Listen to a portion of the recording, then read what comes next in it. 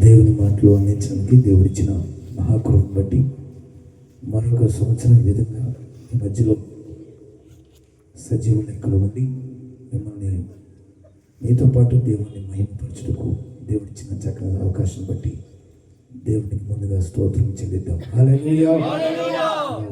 ఈ సమయం ఇచ్చిన దైవజనులు మరి అయ్యగారు యాకోబు అయ్య గారికి, అలాగే దైవజనులు జాన్ మార్టిన్ అయ్య గారికి, అలాగే సంఘం మరి అమ్మగారు అయ్య గారు అందరికీ కూడా, అలాగే కూడా వచ్చిన అందరికీ కూడా ఉన్నటువంటి దైవ సేవలందరికీ కూడా హృదయపూర్వక వందనాలు తెలియజేస్తున్నాను. హల్లెలూయా, హల్లెలూయా.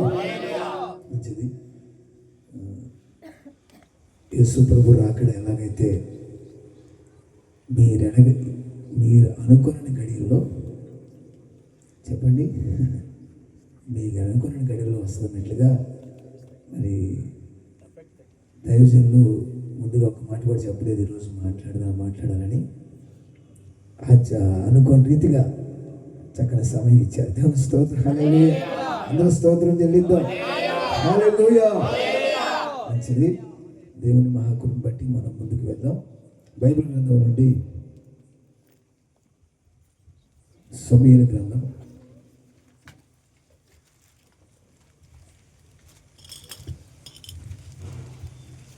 2వ సమూయేలు గ్రంథం, సమూయేలు 2వ గ్రంథం 6వ అధ్యాయం. సమూయేలు 2వ గ్రంథం 6వ అధ్యాయం 12వ వచనం చదువుకుందాం. దేవుని మందసం ఉండుట వలన యెహోవా ఉభయదేవము ఇంటి వారిని అతని కలిగిన దాన్ని ఆశీర్వదించువాడను. చిన్న మాట 10వ వచనం చదువుదామండి. యెహోవా మందసమును దావీదు పురములోనికి తన యొద్దకు తెప్పింపనొల్లక గిత్తీయుడగు ఓబేదెదోము ఇంటి వరకు తీసుకొని అచ్చట ఉంచెను. యెహోవా మందసము 3 నెలలు గిత్తీయుడగు ఓబేదెదోము ఇంటిలో 3 నెలలు గిత్తీయుడగు ఓబేదెదోము ఇంటిలో ఉండగా యెహోవా ఓబేదెదోమును అతని ఇంటి వారందరినీ ఆశీర్వదించెను. దేవుని మందస్సం ఉండుట వలన యెహోవా ఓబేదెదోము ఇంటి వారిని అతనికి కలిగిన దాని అంతటిని ఆశీర్వదించుచున్నాడని సంగతి దావీదునకు వినబడగా దావీదు పోయి దేవుని మందస్సును ఓబేదెదోము ఇంటిలో నుండి దావీదు పురమునకు ఉత్సవముతో తీసుకొని వచ్చెను. ఎట్లనగా, చాలండి, చిన్న ప్రార్థన చేసుకుందాం. 12 వచనాలు సరిపోతుంది. చిన్న ప్రార్థన చేసుకుని ముందుకు సాగుదాం. స్తోత్రం. హల్లెలూయా, హల్లెలూయా. మహాపరిశుద్ధుడైన దేవ, కృపగల ప్రభువు, ఆశ్చర్యకరుడైన తండ్రి, మీకు వందనాలు చెల్లిస్తున్నాం నాయన. ఈ రాత్రికాలం మీ దాసులుగా నాయన, మీ దాసులతో కూడి, మీ బిడ్డలతో కూడి విధంగా నీ సన్నిధిలో ఆరాధించుటకు, నీ సన్నిధిలో నాయన నీ యొక్క కృపలో నేను గడపడానికి మీరు ఇచ్చిన భాగ్యాన్ని మీ స్తోత్రము చెల్లిస్తున్నాను. ఈ యొక్క రాత్రికాలము పాటల ద్వారా ఆశ్చర్యతగా ఆరాధనలో నాయన మహిమపరచబడ్డారు. ఈ ఆత్మను మా మధ్యలో సంచరింప చేశారు. మీకు స్తోత్రం అయ్యా. ప్రభువా, ఈ రాత్రి నీ దాసునిగా, అల్పునిగా అయ్యా నీ సన్నిధిలో నిలబడుచుండగా ఆయన మీరే నన్ను మరుగుపరిచి ఆయన మాతో మీరు మాట్లాడమని ప్రార్థిస్తూ, మెత్తబడి వాక్యం మీది వినిచిన బిడ్డలు మీ అల్పదాసుని మాతో మాట్లాడి మీ కృపతో బలపరచమని, అపవాదిని లయపరచమని యేసయ్య దివ్యనామమును అడిగి వేడుకుంటున్నాను తండ్రి. హల్లెలూయా, హల్లెలూయా. దేవుని బిడ్డలారా, ఇక్కడ మనం చదువుకున్నటువంటి లేఖనాల్లో సమూయేలు గ్రంథము 2వ గ్రంథంలో మనం చదువుకుంటున్నాం. ఇక్కడ జరిగిన సందర్భం మనందరికీ కూడా తెలిసిన సందర్భమే. దావీదు ఒక మంచి ఎద్దుల బండిని ఏర్పాటు చేసి, కొత్త ఎద్దుల బండిని ఏర్పాటు చేసి దేవుని మందస్సాన్ని తన పురంలోనికి తేవాలని ఆలోచించి, ఒక మంచి ఆలోచన, చాలా మంచి ఆలోచన. నిజంగా అతనికి నెమ్మది కలిగినప్పుడు అతను ఆలోచించిన సంగతి ఏంటంటే, నేను చక్కటి నెమ్మదిగా ఉన్న స్థితిలో ఉన్నాను, కానీ నా దేవుని మందస్సం గుడారాల్లో ఉంటుందని చెప్పి అక్కడ ఉండకూడదు, దాన్ని ఎలాగైనా తీసుకొని రావాలని నాతాను ప్రవక్తను మరి ఆ విధంగా పిలిపించి మాట్లాడి ఆ మందస్సాన్ని తీసుకొస్తున్నాడు. ఆ మందస్సాన్ని తీసుకొస్తున్నప్పుడు కొత్త ఎద్దుల బండి కట్టి తీసుకొస్తున్నాడు. దారి మధ్యలో ఏం జరిగిందో మనందరికీ తెలుసు. ఆ ఎద్దులు దారిలో వస్తున్నప్పుడు ఆ పక్కన ఉన్న గడ్డికి ఆశించి కొంచెం ఒరిగినప్పుడు, బండి ఒరిగినప్పుడు ఆ మనసు ఒరుగుతుండగా దాని మీద ఉన్న యాజకుడు చేయి చాపి ఆ మనసాన్ని పట్టుకుంటే అక్కడికక్కడ అతడు చనిపోయాడు. ఇదంతా కూడా దావీదు చూశాడు. చూసి దావీదుగా మందస్సును తీసుకొని వెళ్ళడానికి, అక్కడి నుంచి తీసుకెళ్ళడానికి ఒకలాంటి భయం వచ్చి ఏర్పడింది అనమాట. ఏదో జరిగింది ఇక్కడ, ఏదో చెప్పండి, దేవునికి విరుద్ధమైన పని జరిగింది. దానివల్ల ఈ శాపం మరి వచ్చిందని చెప్పి దావీదుకి ఒకలాంటి భయం కలిగి దావీదు ఆ మందసాన్ని తీసుకొని అక్కడ ఉన్నటువంటి ఉపేదేవి ఇంట్లో పెట్టాడట. దేవుని స్తోత్రం చెల్లిద్దాం. హల్లెలూయా. ఇక్కడ రాయబడుతున్న విషయం ఏంటంటే, యెహోవా మందస్సము 3 నెలల పాటు ఉపేదేవి ఇంట్లో ఉండగా యెహోవా ఉపేదేమును అతను కలిగిన అంతటిని కూడా ఆశీర్వదించాడు అని రాయబడుతుంది అనమాట. ఎన్ని నెలలండి? 3 నెలలు. దేవుని బిడ్డలారా, 3 నెలల్లోనే ఒక గొప్ప మార్పు, గొప్ప దీవెన ఉపేదేదము చూడగలిగాడు. ఉపేదేదము నేను చూశానండి, నేను ఆశీర్వదించబడ్డానండి, నేను దీవించబడ్డానండి అని సాక్ష్యం చెప్పడం కంటే ఆ ఉపేదేదం యొక్క దీవెన, ఉపేదేదం యొక్క ఆశీర్వాదం, అతనికి కలిగినటువంటి గొప్ప మార్పుని ఆ ఊరంతా చూశారు. వారు చూడటమే కాదు, ఆ నోట ఆ వార్త దావీదు వరకు కూడా వెళ్ళిందనమాట. అంటే రాజుకు కూడా చెప్పారు, అయ్యా మందస్థాన్ని మీరు ఎప్పుడైతే ఉంచారో అప్పటి నుంచి ఉపేదేదం మీకు ఇంట్లో గొప్ప మార్పు వచ్చింది, ఆయన దీవించబడ్డాడు. ఆ మార్పు ఎంత గొప్ప మార్పు అని అతని ఆశీర్వాదం కొరకు, అతని దీవెన కొరకు, అతని నెమ్మది కొరకు, అతనుకున్న సమస్తం కొరకు చెబుతుండగా దావీదు కూడా ఆశ పుట్టింది ఏంటంటే, అలాంటి ఆశీర్వాదకరమైన మందస్సం నాతో కూడా ఉండాలని ఆశ పుట్టింది. దేవుని స్తోత్రం చెల్లిద్దాం. అంటే దేవుని బిడ్డలారా, ఉపేదేదముకి ఇల్లు దీవించబడుతున్న సంగతి గమనించండి. మహారాజైన దావీదుకు కూడా ఆశ పుట్టేంతగా ఉపేదేదము యొక్క ఇల్లు దీవించబడింది. రాజులకి ఏం తక్కువ?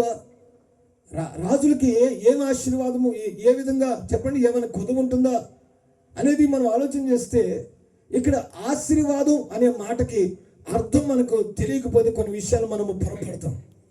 నిజానికి సమస్తం కూడా అనేక మంది అనుకునే విషయం, ఆశీర్వాదం అంటే ఒక ఇల్లు కొనుక్కోవడమో, పొలాలు సంపాదించడమో, డబ్బు సంపాదించడం అనుకుంటారు. కానీ ఆశీర్వాదం అనేది అదే కాదు. ఆశీర్వాదంలో అది ఒక భాగం కావచ్చు, కానీ అదే ఆశీర్వాదం మాత్రం కాదు. స్తోత్రం చెల్లిద్దాం. హల్లెలూయా. చూడండి, డాక్రా గ్రూపులో పావలా వడ్డీకో తీసుకొని 10 రూపాయల వడ్డీకి తిప్పి అలా సంపాదించి 1 ఎకరం పొలం కొని దేవుని సన్నిధికి వచ్చి, దేవుని మన స్తోత్రాలు, ఈ సంవత్సరం దేవుడు నన్ను దీవించాడు, నేను ఆశ్చర్యతగా 1 ఎకరం పొలం కొన్నాను అన్నారు అనుకోండి, అది నిజంగా దేవుని ఆశీర్వాదమేనా? అంతేనా? దేవుని స్తోత్రం. హల్లెలూయా. అంటే ఇప్పుడు మీకు అర్థం కావాలి, దేవుని ఆశీర్వాదం అంటే భౌతిక సంబంధమైనటువంటి, చెప్పండి, అభివృద్ధి, లేకపోతే భౌతిక సంబంధమైన ధనధాన్యాలు అని మాత్రము కాదనమాట. దేవుని స్తోత్రం చెల్లిద్దాం. హల్లెలూయా. గమనించండి, ఇక్కడ దావీదు అతనికి లేనటువంటి, లేకపోతే అతను ఊహించినటువంటి ఒక గొప్ప మార్పు, గొప్ప దీవెన ఆ ఉపేదేదముకి ఇంట్లో చూశాడు. మాత్రమే కాదు, ఒక దినాన దావీదు కూడా అంటాడు, దేవా నీ ఆశీర్వాదం నుండి నా కుటుంబం నిత్యం ఏమైనా ఉండాలి, ఆశీర్వాదకరంగా ఉండాలి అని చెప్తున్నాడు. దేవుని స్తోత్రం చెల్లిద్దాం. ఇలాగ మనం మాట్లాడుకుంటూ దేవుని బిడ్డలారా, దేవుని ఆశీర్వాదం అంటే అది ఒక గొప్ప, చెప్పండి, ఆశ్చర్యకరమైన సంగతే కానీ మనుషులు అనుకుంటున్నట్లుగా ధనధాన్యాల వర్తిలత మాత్రము కాదు. దేవుని స్తోత్రం చెల్లిద్దాం. ఒకవేళ దేవుడు ఆశీర్వదించిన ఒక వ్యక్తికి ధనధాన్యాలు వర్ధిల్లొచ్చు, కానీ అది ఏ ఆశీర్వాదం మాత్రం కాదు. ప్రసంగి గ్రంథంలో చెప్తున్నాడు కదా, ఒకడు తనకు కలిగిన దాన్ని తృప్తి తిని సంతోషంగా ఉండడం, అది యెహోవా ఆశీర్వాదం వల్ల కలిగిన భాగ్యం. స్తోత్రం చెల్లిద్దాం. హల్లెలూయా. అందరూ స్తోత్రం చెల్లిద్దాం. తనకు కలిగిన దాన్ని కూడా సంతోషంగా తినగలుగుతున్నాడంటే అది దేవుని వల్ల కలుగుతున్న సంగతి అని చెప్పి ప్రసంగి గ్రంథంలో చెప్పండి, సొలొమోను భక్తుడు చెప్తున్నాడు. దేవుని స్తోత్రం చెప్పు. హల్లెలూయా. దేవుని బిడ్డలారా, ఆశీర్వాదము అనే సంగతి మనం గమనిస్తే చాలా విషయాలు మనం తెలుసుకోవచ్చు. లేఖనాల్లో చాలా చోట్ల మనకు రాస్తున్న విషయాలు మనం గమనిస్తే అర్థమవుతుంది అనమాట. హల్లెలూయా. అపోస్తలుల కార్యగ్రంథంలో ఏమని రాయబడుతుందంటే, మనలను దేవుడు, చూడండి అపోస్తలుల కార్యగ్రంథము, దేవుడు మనలను చూడండి 3వ అధ్యాయము 28వ వచనం, 26వ వచనం, దయచేసి 26వ వచనం. మీలో ప్రతి వానిని దేవుడు తన సేవకుని పుట్టించి మీలో ప్రతి వారిని వారి దుష్టత్వం నుండి బల్లించడం వలన మిమ్మల్ని ఆశీర్వదించుటకు ఆయన మొదట మీ వద్దకు పంపినని చెప్పాను. స్తోత్రం చెల్లిద్దాం. ఇక్కడ చెప్పిన విషయం ఏంటంటే, దేవుడు ఒక వ్యక్తిని ఎలా దీవిస్తున్నాడు అని అంటే, అతడు తన దుష్టత్వం నుండి మళ్లించడం వలన దీవించబడుతున్నాడు. హల్లెలూయా. అందరూ స్తోత్రం చెల్లిద్దాం. అంటే దేవుని బిడ్డలారా, దేవుని ఆశీర్వాదంలో మరొక భాగం ఏంటంటే, ఒక వ్యక్తి దేవునితో దీవించబడాలంటే మొదట అతడు ఏమవుతాడు చెప్పండి. ఇప్పుడు చెప్పండి. అసలు ఆశీర్వాదం మూలమే పాపము నుండి బయటికి రావడం. దేవుని స్తోత్రం చెల్లిద్దాం. ఆస్తి లేకపోయినా బాధ లేదు, అంతస్తు లేకపోయినా బాధ లేదు, భేదమైన బాధ లేదు, రోగాలతో బాధలు పడుతున్న బాధ లేదు. కానీ పాపము నుండి రక్షించబడితే యేసుక్రీస్తు ద్వారా, ఆయన శిలువ యాగము ద్వారా, ఆయన యొక్క స్వార్థ ద్వారా మార్పు చెంది, వాక్యం విని దేవుని బిడ్డలారా మన మనస్సు మార్చుకొని మార్పు చెందితే, దేవుని ఆత్మ నిన్ను దర్శించి మారిస్తే, దేవుని ఆత్మ నీలో పనిచేసి పాపం నుండి నిన్ను విడిపిస్తే, నీవు దేవుని ద్వారా ఆశీర్వదించబడిన వాడు. దేవుని స్తోత్రం చెల్లిద్దాం. హల్లెలూయా. అందరూ స్తోత్రం చెల్లిద్దాం. హల్లెలూయా. దేవుని ఆశీర్వాదము చెప్పండి పొందిన వారికి సూచన పాపం నుండి ఒక వ్యక్తి ఏమవ్వాలి చెప్పండి. ఇప్పుడు చెప్పండి, ఒక వ్యక్తికి పాపం నుండి విడుదల లేకపోతే అతడు దేవుని చేత దీవించబడిన వాడు కాడు. దేవుని ఆశీర్వాదం కావాలంటే, అనగా దేవుడు ఒక వ్యక్తిని ఆశీర్వదించాలంటే మొదట అతను కలిగే చెప్పండి మార్పు ఏంటంటే, పాపము నుండి విడుదల పొందడం, రక్షణ పొందడం. స్తోత్రం చెల్లిద్దాం. హల్లెలూయా. అందరూ స్తోత్రం చెప్దాం. హల్లెలూయా. నా సంకటములన్నీయు తీరిపోయే, సంహారదుత నన్ను దాటిపోయే. నా సంకటములన్నీయు తీరిపోయే, సంహారదు దాటిపోయే. పరోతు నేనింక దాసుడంకను, పరోతు దాసుడంకను, పరమ కాలాలకు హక్కుదారుడా.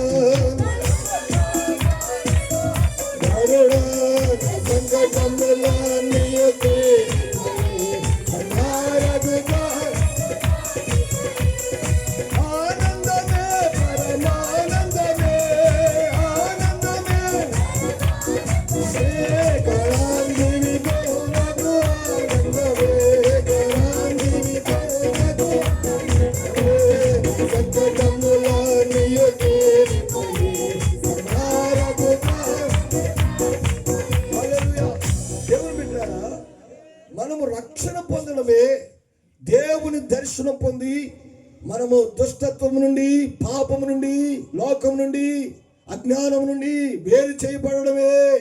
దేవుని ద్వారా మనము దీవించబడ్డామని అర్థము. స్తోత్రం చెల్లిద్దాం. అంటే మనకున్న భాగ్యమే రక్షించబడడం. ఇంతకు మించిన భాగ్యము లేదు. ఓ ఇశ్రాయేలు విను, నీ భాగ్యం ఎంత గొప్పది. ఓ ఇశ్రాయేలు విను, నీ భాగ్యం ఎంత గొప్పది. యెహోవా రక్షించిన నిన్ను పోలిన వాడెవడు. యెహోవా రక్షించిన నిన్ను.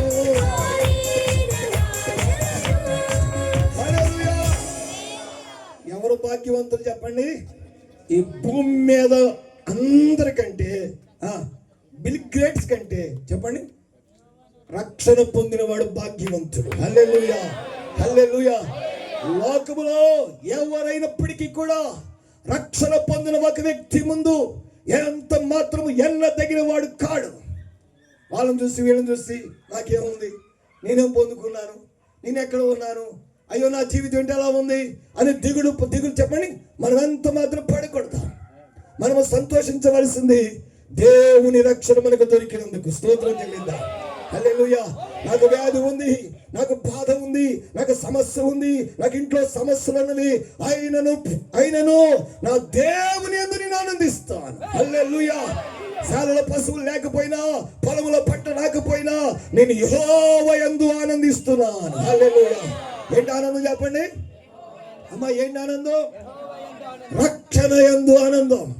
దేవుని రక్షించాడు, దేవుడు నాలో మార్పు కలిగజేశాడు, దేవుడు నాకు జ్ఞానమునిచ్చాడు. దేవుని స్తోత్రం చెల్లిద్దాం. పాపము నుండి, లోకము నుండి, అపరాధము నుండి నన్ను విడిపించాడు. ఇదే నా ఆనందం అని చెప్పి ఎల్లప్పుడూ రక్షణ గూర్చిన ఆనందం మనలో ఉండాలి. హల్లెలూయా.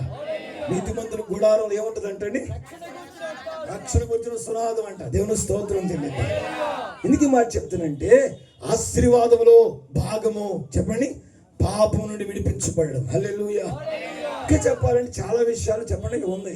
దేవుని బిడ్డలారా, ఆశీర్వదించబడ్డారు అంటానికి సూచన ఏంటంటే, పరలోక రాజ్యానికి సిద్ధపడుతున్న దానికి చెప్పండి, సిద్ధపడుతున్న ఒక వ్యక్తి పరలోక రాజ్యానికి సిద్ధపడుతున్నాడు అంటే అతడు దీవెన చెప్పండి పొందినవాడు అర్థం. హల్లెలూయా.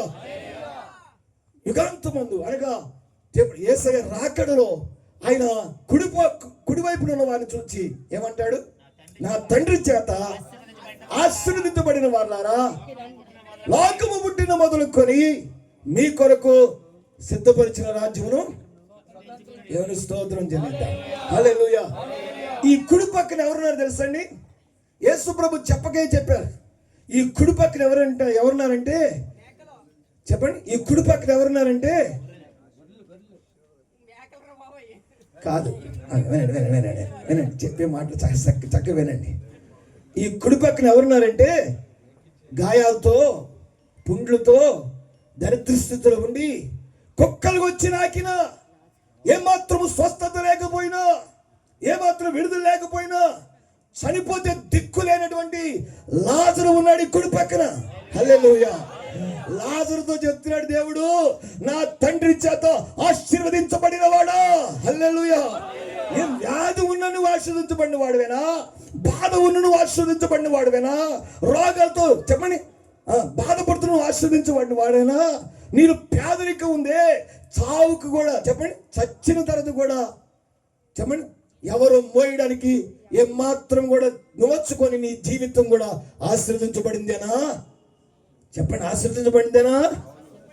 నా తండ్రి చేత ఆశీర్వదించబడిన వాడా లాజరు. హల్లెలూయా. అంటే ఒక ఉపమానం దేవుడు చెప్పాడు. ఇప్పుడు మనం అనుకుందాం లాజరు ఎక్కడ ఉన్నాడు అనుకుందాం. ఎక్కడ ఉన్నాడు అనుకుందాం? ఉండడా? అబ్రహాము రొమ్మున అనుకున్న లాజరు ఉండడా? చెప్పండి, ఆ బాధలో, ఆ దరిద్ర స్థితిలో, ఆ లేమిలో ఇదిగో సత్యము నిలబడి, దేవుని కొరకు నిలబడి, ఎన్ని బాధలైనా సహించుకుంటూ, సత్యాన్ని కాపాడుకుంటూ స్తోత్రము చెల్లిద్దాం. హల్లెలూయా. సత్యములో స్థిరపడుతూ. హల్లెలూయా. అందరూ స్తోత్రం చెల్లించాలి. అనేక సార్లు అనిపిస్తుంది, నేను వాక్యానుసారంగా మా మంచి మందిరానికి వెళ్తున్నాం, దైవజనులు మొదటి నుంచి కూడా అద్భుతమైన పునాది వేసి ఆయన గారు చెప్పండి వారు వాక్యం చెప్తున్నప్పుడు మేము వైజాగ్లో అయ్యగారు వాక్యం చెప్తే మా గుండెలు భయమేసి రాత్రికాలంలో ఇచ్చేవాళ్ళు అయ్యగారికి వాక్యాన్ని, మన యాకోబు అయ్యగారికి. ఆయన చెప్తుంటే మాకు భయం వేసేది.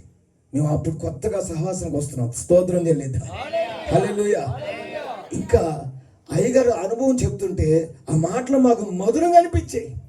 దేవుని స్తోత్రం చెల్లిద్దాం.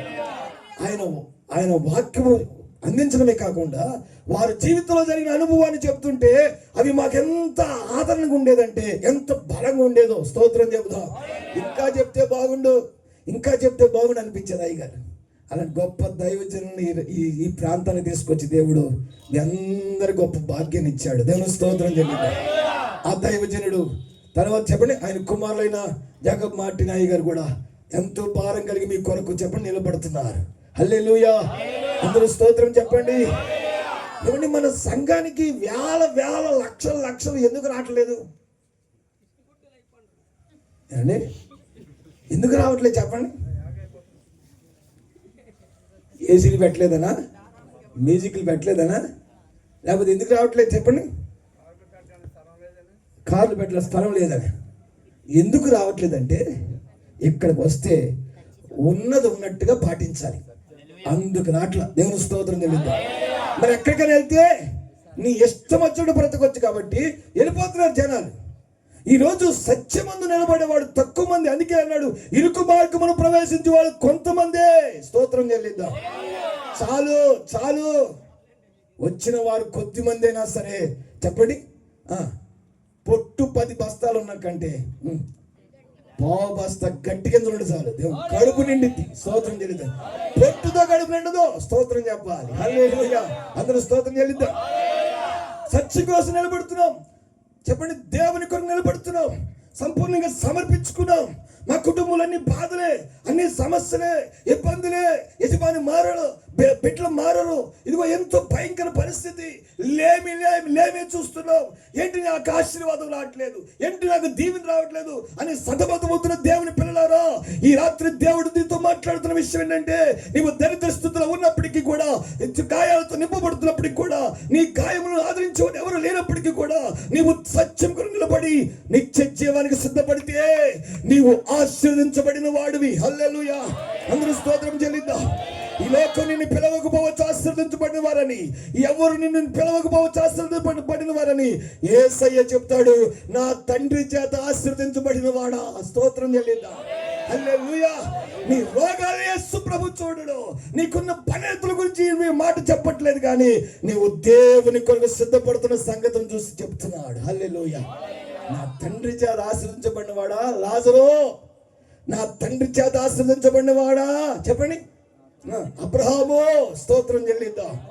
ఒకవేళ మీలో ఎవరైనా ఆంధ్రీ ఉంటే, అబ్రహాం ఉంటే, యెహోషువ ఉంటే, ఒక దేవుని కొరకు సిద్ధపడుతూ ఉంటే, బాధలు పడుతుంటే, కష్టపడుతుంటే, దేవుని కొరకు సిద్ధపడుతున్న వారికి మాత్రమే, అనగా సత్యంగా నిలబడడానికి, యథార్థంగా బ్రతకడానికి, పరిశుద్ధతను కాపాడుకోవడానికి నిరంతరము పోరాటం చేస్తూ ఉంటే, నా దేవుడు, మన దేవుడు మిమ్మల్ని పిలుస్తాడు, నా తండ్రి చేత ఆశీర్వదించబడిన వాడు. స్తోత్రం చెల్లిద్దాం. హల్లెలూయా. కాబట్టి ఆశీర్వాదం అంటే మనం అనుకున్న ఏం కాదనమాట. ఆశీర్వాదం అంటే దేవుని చెప్పండి, దేవుని బట్టి మనకు కలిగిన రక్షణ అనుభవం, దేవుని కొరకు మనం పడుతున్న శ్రమ, సిద్ధపాటు, ఇవన్నీ ఆశీర్వాదాల భాగాలే. హల్లెలూయా. అందరూ స్తోత్రం చెప్పండి. చెప్తే చాలా విషయాలు ఉన్నాయి, కానీ చాలా తక్కువ సమయం మన మధ్యలో ఉంది. దైవజనులు చాలా మంచి చెప్పండి, దైవజనులు మన మధ్యలో ఉన్నారు. స్తోత్రం చెల్లిద్దాం. ఇక చిన్న మాట చెప్పి ముగిస్తాను. మందసాన్ని మోసుకుని వెళ్తున్నారు. అసలు మందసం అనే దాని గురించి గమనిస్తే, అసలు మందసం పాత నిబంధనలో దేవుడు మోషేకి ఒక సూచనగా ఏర్పాటు చేశాడు. పాత నిబంధనలు ఉన్నాయన్నీ ఏం చెప్పండమ్మా, ఒక ఛాయ. కొత్త నిబంధన చెప్పండి, దానికి నిజ స్వరూపం. పాత నిబంధనలో ఉన్నదంతా కూడా క్రీస్తునకు చెప్పండి సాదృశ్యం. కొత్త నిబంధన చెప్పండి క్రీస్తే నిజ స్వరూపం. హల్లెలూయా. పాత నిబంధనలో జరిగేవన్నీ కూడా జరగబోయే చెప్పండి ఆ విషయాలకు సూచనైతే క్రీస్తులో అనగా మన ప్రభువైన యేసు క్రీస్తులో అవి నెరవేరినాయి అన్నమాట. దేవుని స్తోత్రం చెల్లి. హల్లెలూయా. పాత నిబంధనలో గొర్రె పిల్ల, కొత్త నిబంధనలో లోక పాపము మోసుకొచ్చిన దేవుని గొర్రె పిల్ల. హల్లెలూయా. అయితే మందసాన్ని దేవుడు ఏర్పాటు చేసినప్పుడు మనందరూ తెలుసండి, చాలాసార్లు మీరు వినుంటారు. మందస్సాన్ని ఒక పెట్టి లాంటి ఆకారము, దాని మీద దేవదూతలు, దాని పైన కరుణాపీఠం, ఇలాగ మందస్సాన్ని మోసుకెళ్తూ ఉన్న సందర్భంలో మనం చాలాసార్లు చూడగలం. ఆ మందస్సం మోసుకెళ్తున్నప్పుడు యుద్ధంలో జయం రావడం, ఆ మందస్సం మోసుకెళ్తున్నప్పుడు యోర్దాను నది నీళ్లు ఎగువన పారి నీళ్లు ఎగువన ఆగిపోయి దిగును పారిన దిగును వెళ్ళిపోతే మధ్యలో ఒక పెద్ద చెప్పండి మైదానంలాగా రహదారులాగా ఏర్పడితే యాజకులు వెనుక సైన్యం అంతా కూడా చెప్పండి ఇశ్రాయేలు జనాంగం అంతా కూడా ఆ యోర్దాను నదిలో చెప్పండి నడిచి వెళ్ళారు. దేవుని స్తోత్రం చెల్లి. యోర్దాను నది గురించి ఏం చెప్పబడుతుందంటే అది గట్టుల మీదుగా పారేనదట. దేవుని స్తోత్రం చెల్లి. అది కోత కాలంలో ఎవరు దాన్ని దాటడం ఎవరి వల్ల కాదు. అయినప్పటికీ కూడా మందసాన్ని మోసుకొస్తున్న చెప్పండి యాజకులు అడుగు పెట్టగానే అది చెప్పండి అలాగూ మారింది. అద్భుతం జరిగింది. హల్లెలూయా. దేవుని బిడ్డలారా, ఇప్పుడు గమనిద్దాం. శక్తి మందసంలో ఉందా, దేవుల్లో ఉందా? చాలా చక్కగా చెప్తున్నారు. స్తోత్రం చెప్దాం. మరొకసారి చెప్తున్నాను వినండి. శక్తి మందసంలో ఉందా, దేవుల్లో ఉందా? దేవుల్లోనే ఉందండి. కొన్ని విషయాలు చెప్తా. మందసంలో ఉంది. మందసంలో ఉంది. మందసంలో ఉందా, దేవుళ్ళో ఉందా? దేవుని స్తోత్రం. హల్లెలూయా. అందరూ స్తోత్రం చెల్లిద్దాం. చక్కగా రెస్పాన్స్ అవుతున్నారు. మీరు చాలా గొప్ప భాగ్యవంతులు. స్తోత్రం చెల్లిద్దాం. హల్లెలూయా. మందస్సులో శక్తి ఉందా అనుకుంటే, దేవుని బిడ్డలారు ఒక రోజున ఒక యుద్ధానికి వెళ్ళినప్పుడు ఏలీ కుమారులు ఏలీ కాలంలో యుద్ధానికి వెళ్తే ఆ యుద్ధంలో వాళ్ళు యుద్ధానికి వెళ్ళిపోయారు, ఆరాటపడి వెళ్ళిపోయి ఆ యుద్ధంలో మధ్యలో జ్ఞాపకం వచ్చింది ఏంటంటే, ఎవరో జ్ఞాపకం చేసి ఉంటారేమో, అరే బాబు మనం ఏం తేలేకపోయామని, అరే రే అందువల్లే మనము ఏమైపోతున్నాం, వాటమి పాలవుతున్నాం. హల్లెలూయా. అంటే మన దగ్గర ఏం లేదు, మందస్సు లేదు. అంటే ఇప్పుడు మందస్సాన్ని మనం గమనిస్తే దేవుని సన్నిధికి సూచనగా ఉంది. దేవుని స్తోత్రం చెల్లిద్దాం. ఈ దినాన దేవుని బిడ్డలారా, దేవుని వైపు మళ్ళవలసిన మనస్సులు అనేకమైన వాటి వైపు తిప్పుతున్నాడు అపవాది. అయ్యో మన దగ్గర ఏం లేదు, మందస్సం లేదు, అందుకే ఓడిపోతున్నాం.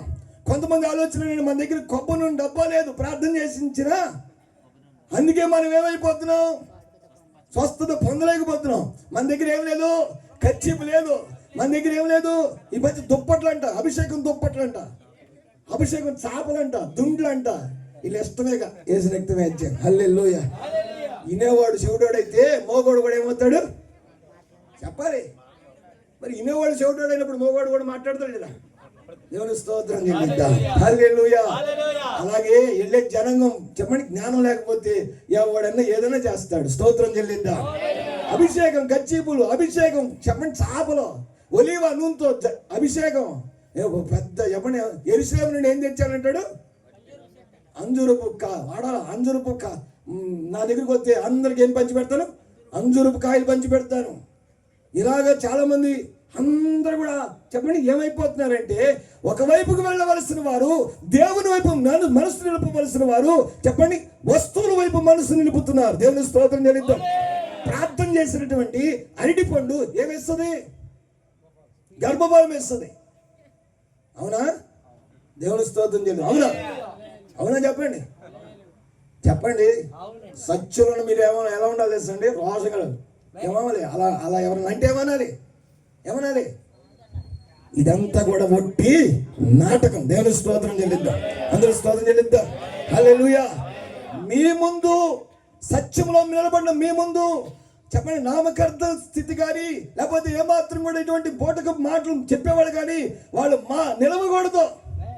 వాళ్ళ మాటలు మీరు వినకూడదు, మీ మాటలు వాళ్ళు వినాలి. దేవుని స్తోత్రం చెల్లిద్దాం. హల్లెలూయా.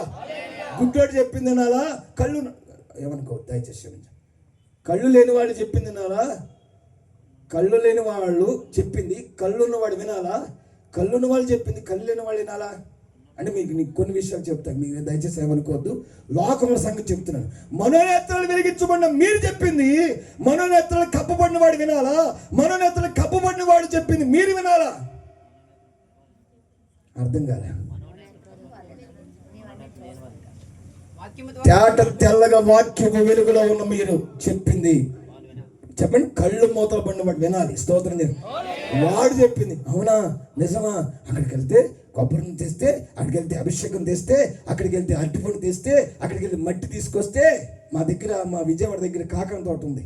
అది మీకు ఎంతమంది తెలుసు తెలియదు నాకు తెలియదు. వాళ్ళు ఎవరిని నేను అంటలేదు. దేవుని స్తోత్రం చెల్లిద్దాం. హల్లెలూయా. ఎవరిని విమర్శించాల్సిన అవసరం కూడా లేదు. దేవుని జనాంగం ఏమవుతుందంటే ఒకవైపు తిప్పబడపోయి ఇంకోవైపు తిప్పబడుతున్నారు. వీళ్ళు అంటున్నారు మనం మందస్సం తీసుకురాలేదు అందుకే ఓడిపోతున్నాం చెప్పి ఎవరో జ్ఞాపకం చేస్తే మందస్సం తీసుకొస్తాకెళ్ళారు. ఈ మందస్సాన్ని మోసుకొస్తున్నారు. దేవుని స్తోత్రం చెల్లిద్దాం.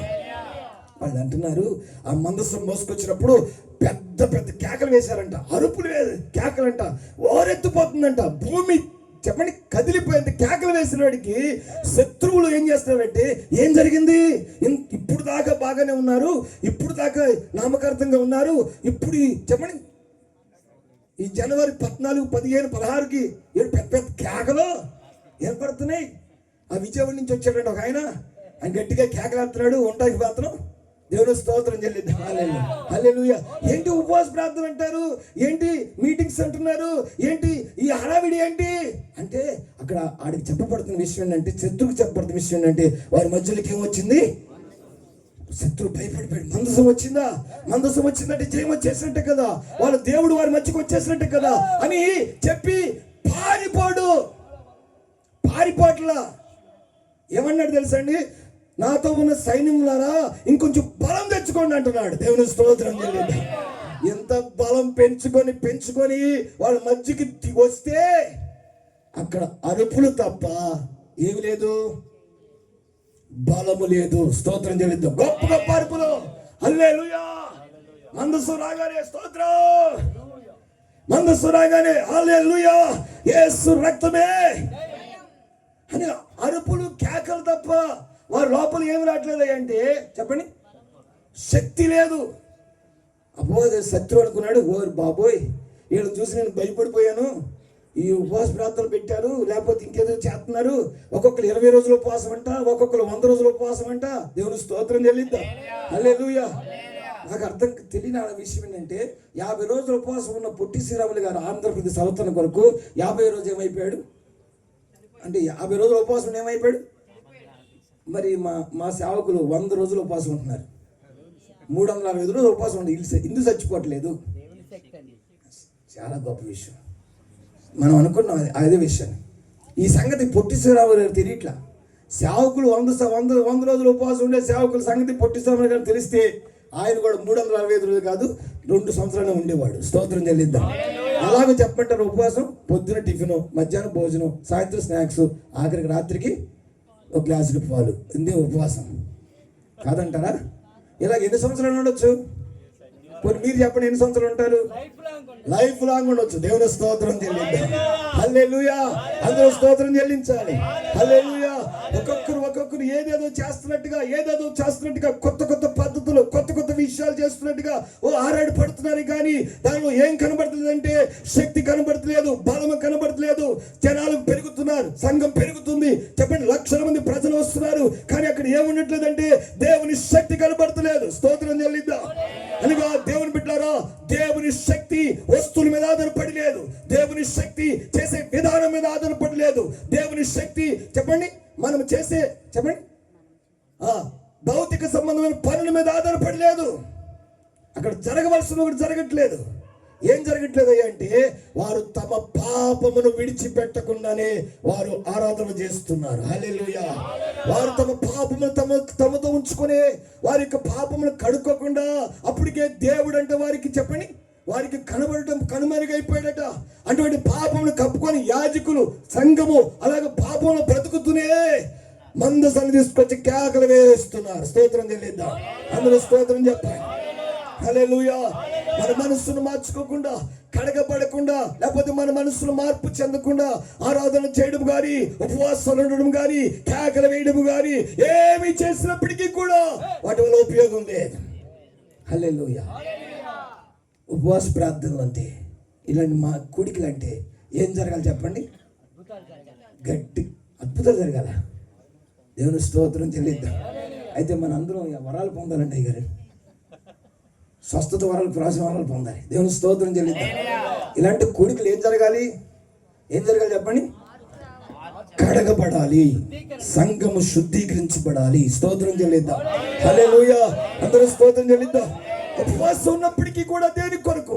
ప్రార్థన ఆరాధన దేని కొరకు? వాక్యం ప్రకటించబడే దేని కొరకు? కేవలం సంఘమును శుద్ధీకరించడం కొరకే. స్తోత్రం చెల్లిద్దాం. క్రీస్తు మిమ్మల్ని ప్రేమించి, ఆ సంఘమును ప్రేమించి, అది ముడతైనను, డాగైనను, మత్సైనను అట్టిది ఏది లేనంతగా మహిమ కలిగిందిగా చెప్పండి నిష్కలంకంగా ఉండాలని వాక్యము ద్వారా, ఉతక స్థానము ద్వారా పవిత్రపరచుటకై తన్ను తాను అప్పగించుకున్నాడు. స్తోత్రం చేయలేదు. చెప్పండి, యేసు ప్రభు శిలువయాగం చేసింది ఎందుకండి? అయిపోయిన ఆ సమయం శిలువయాగం చేసింది ఎందుకండి? అంత బాధపడింది ఎందుకండి?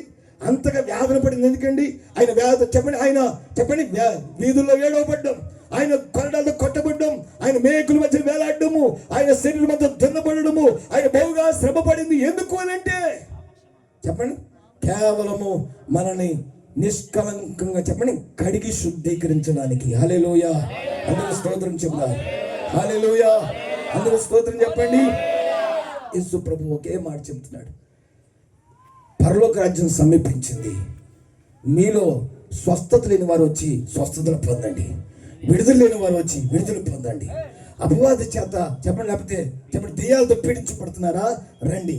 గర్భఫలం లేదా రండి, మీకేమైనా స్వస్థత లేదా రండి, అప్పులు బాధలుంటే చెప్పండి. మొన్న ఈ మధ్యన ఒక ఆయన మా మా మా పక్కన పెట్టాడనమాట, వరంగల్ నుంచి వచ్చాడు.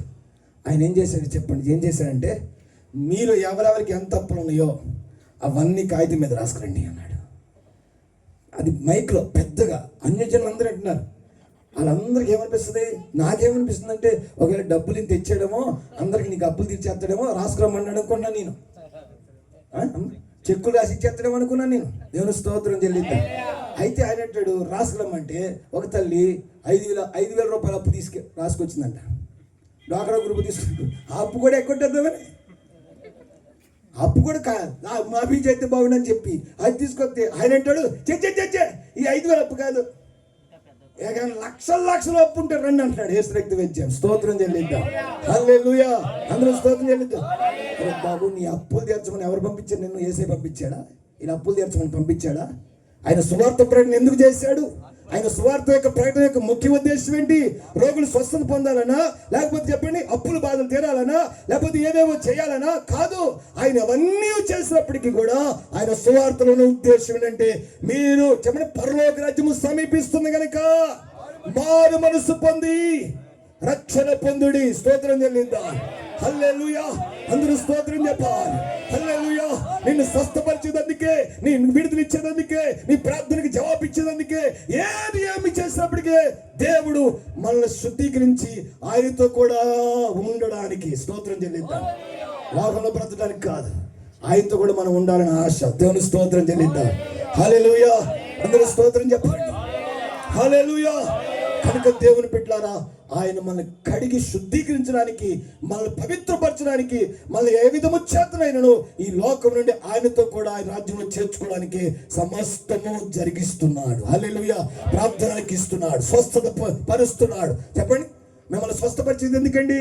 వచ్చే ఆదివారం వచ్చి క్షమించేదా మన స్వామి యేసు దేవుడు. మా ప్రభు నామ స్తోత్రం. మీ అందరికీ వందనాలండి. నాకు జలుబు చేసింది, జ్వరం వచ్చి తగ్గిందండి. దేవుడు ఎంత కార్యం అండి. ఇలా చెప్పడానికా అంట. దేవుని స్తోత్రం చెల్లిద్దాం.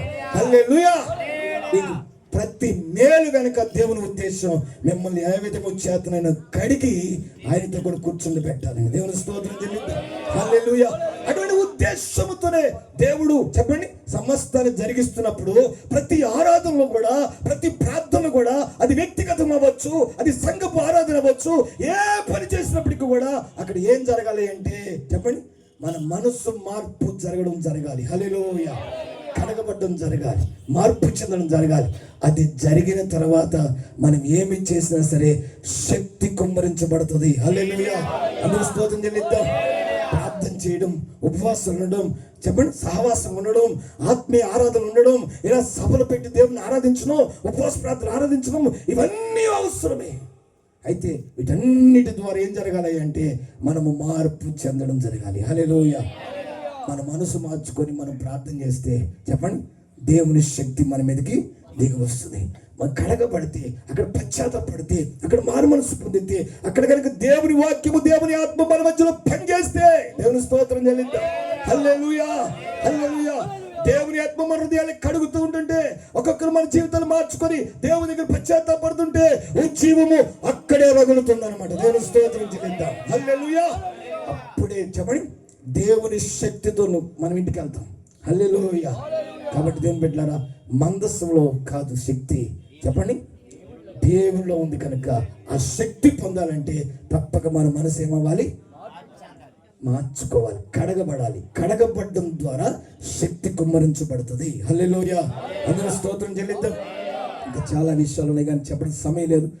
దావీదు మంచాన్ని తీసుకువెళ్ళాడు, వేరే బండి కట్టుకొని తీసుకెళ్ళాడు, చాలా ఆశతో తీసుకెళ్ళాడు. కానీ అది దేవుని చిత్తము కాదు కనుక అక్కడ నాశనపోయింది. కానీ ఒబేదెదోము ఇల్లు మాత్రము ఆయన వెళ్ళిన 3 నెలలే, 3 సంవత్సరాలు కాదు, 33 సంవత్సరాలు కాదు, 20 సంవత్సరాలు కాదు, 3 నెలల్లో దేవుని యొక్క ఆశీర్వాదము అనేకులు చూసే విధంగా ఒబేదెదోము దీవించబడ్డాడు. హల్లెలూయా. అందరూ స్తోత్రం చెల్లిద్దాం. దేవుడు ఒక వ్యక్తిని దీవించాలన్నా, స్వస్థపరచాలన్నా దానికి సంవత్సరాలు అవసరం లేదు. 38 సంవత్సరాల నుంచి పడిన వాడిని లేచిని పరిపెత్తుకొని నడువనగానే లేచి నడిచాడు. హల్లెలూయా. 12 సంవత్సరాల నుంచి బాధతో ఉన్న చెప్పండి బిడ్డను ఒక్క క్షణంలో స్వస్థపరిచాడు. దేవుడు మార్పు చెప్పండి చేయాలనుకుంటే, దేవుడు స్వస్థపరచాలనుకుంటే, దేవుడు నేను లేవనెత్తాలనుకుంటే దానికి సంవత్సరాల అవసరం లేదు. హల్లెలూయా, అందరూ స్తోత్రం చెల్లిద్దాం. ఇప్పటికిప్పుడే ఈ రాత్రి ఈ దినమునే అద్భుతం చేయగలవాడు మన దేవుడు. హల్లెలూయా, లేవనెత్తగలవాడు ఆయన. దేవుని స్తోత్రం చెల్లిద్దాం.